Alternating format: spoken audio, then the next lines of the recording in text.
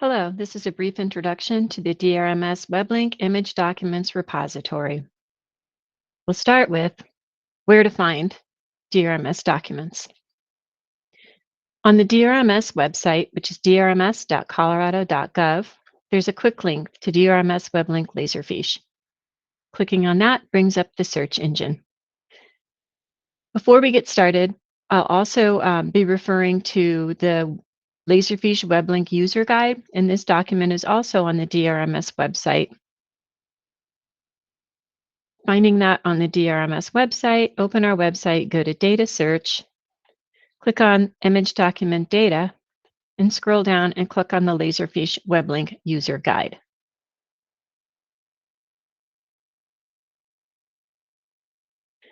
So when you first open Laserfiche WebLink, you may or may not see the DRMS permit index. If you do not see it, click on the top drop-down, select Customize Search, and then under Template, select DRMS permit index.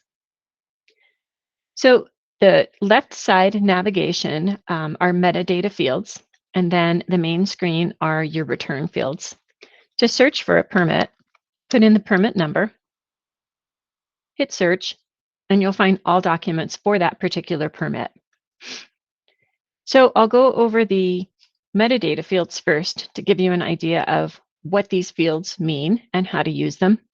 So as I mentioned, the permit number field, that is the file number for a revision, for an application at the division.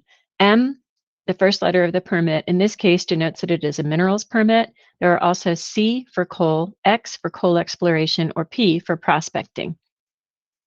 The first four numbers of the permit number are the year that we received that application, and then the next three numbers are the sequence of that application in that given year. The next drop-down are the IBM index class names.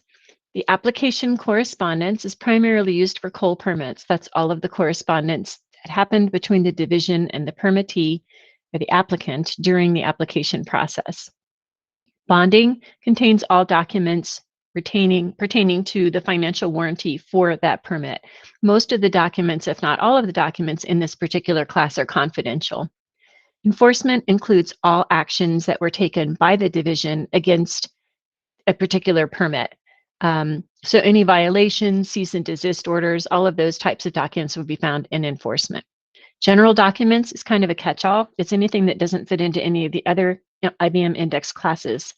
It does also include permit documents themselves, and then any other legal documents with other permits for the site. Hydrology would include all groundwater and surface water information, monitoring, reports, that sort of thing. Inspection, division inspections of the site. All of the reports for any division on the ground inspection or aerial inspection would be found in this IBM index class. Permit file includes all of the documents that are approved for that particular permit application. So for the coal program, it's just the documents that were approved that are part of the permit application package. For the minerals program, it includes all correspondence during the application review process, as well as all of the iterations of a particular document that might have been produced during the adequacy review process of the application. The report IBM index class includes annual reports, may include reclamation reports, any sort of operational status reports that are required for a permit. The revision IBM index class includes all materials related to any revision of the permit application. That would include amendments, technical revisions, succession of operator, surety increase, or bond release. This last IBM index class is submitted Laserfiche form. All it is are cover sheets for any documents that were submitted by a permittee via the e-permitting system. They're not particularly useful when you're looking for documents related to a permit. The doc date, this is the date that the document was either created at the division or received by the division. Doc name note, it's a further classifier for, it's additional information for a document name. So say if a document name is annual report, the doc name note might be revised, modified, resubmitted, that sort of thing. The document name is the title of the document, whether it's an annual report, a notice of some sort, a map, application, exhibit, that sort of thing. From is who the document was from, and to, who it is to. And this may or may not apply. Some documents are originated at the division and stay at the division, and so that might be blank there. Type and sequence pertains to revision. So if you're doing a search in the revision class, the type and sequence would be a way to further delineate documents. And those are set up as a 2-character for the revision type, and then up to 3 characters for the revision sequence. Annual report year, this is the year that a particular report pertains to. So something received in 2022 would probably have a 2021 year. The report quarter and month, this is the quarter of the year that a report pertains to, say it's 3rd quarter monitoring or monthly monitoring. And the permit index doc type, this is primarily used by the COL program, but it's just additional information to further classify a document.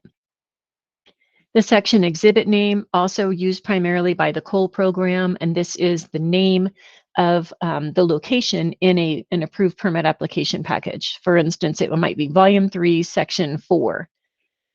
And then the inspection date, this is the actual date of the inspection as opposed to the document date, which would be the date that the report was created. This is the date or dates of the inspection site visit. Violation number, if I were in the enforcement category, I might further refine my search to look for a particular violation number. Minerals violations would start with MV, coal violations would start with CV, prospect and exploration, PV or XV. Email name, this is the staff member who was alerted of the creation of this particular document. And then the media type, there are 4 media types that we use: M for map, D for document, P for photo, or V for video. The archive dropdown is whether or not this document has been archived. And this particularly pertains to documents primarily in the COL program, where a document might be revised at a later date, and then we would keep prior versions archived so that they could be looked at for comparison. So that's metadata. And then on the results side, when we have completed a search, we've executed a search, we'll see our results on this side. Each of these columns can be sorted. So the best one to use in this results field is the document date. Clicking it once orders all of the documents from earliest to latest. Clicking it again brings them from latest to earliest. You can also use the IBM index class name to sort, to kind of get a feel for what's in this particular group of results. So clicking on these just, it sorts the data primarily. It doesn't really help with search. But if I wanted to further refine, then I would use these metadata fields over here. So to further refine the results for this particular permit, say if I was looking for, I wanted to see all of the annual reports for this particular site. So I might start by looking in the report class, hitting search, and that shows me a bunch of different documents. I can see some annual reports. I can also see, looks like these are all annual reports. I might maybe see a reclamation report or something else in here as well. But I'm also noticing that I'm getting some other documents in here that aren't just the annual reports themselves. So if I know that what I want to find is a document name with annual in it, I would go over here to the document name. I would put in a wildcard, which in this case is an asterisk, and I would put in the word annual and another wildcard, then hit search. And you can see that I still have 3 pages of results, but it has taken some of those results away. So now maybe I'm realizing, well, what I really want to see are the annual report maps that were submitted. So I would go down here, I would put in map type or media type of map, hit my search again, and then I would see only the maps that have been submitted. So maybe once I'm doing my search, I might realize, wow, I'd like to see all the maps for this particular site, not just from the report class. I would take out the IBM index dropdown, click on the blank up here. I would remove annual, and I would hit the search button. And that would show me all of the maps for this particular site. all of the exhibits that were submitted as maps. So those are the basics of the search. So now say I'm going to switch back to document here. Say I've completed my search and I want to download and take a look at a particular document. I'll click on that document, it'll open it. I can review the document. And if this is the document that I decide that I would like to keep, I will PDF that document and select the pages. In this case, there's only one page, but I could put a page range in, and then I would hit download and print. That's going to create a PDF. At that point, I can save that PDF, or I can save it and print it. So those are the basics of downloading and printing a document, and also searching for a document.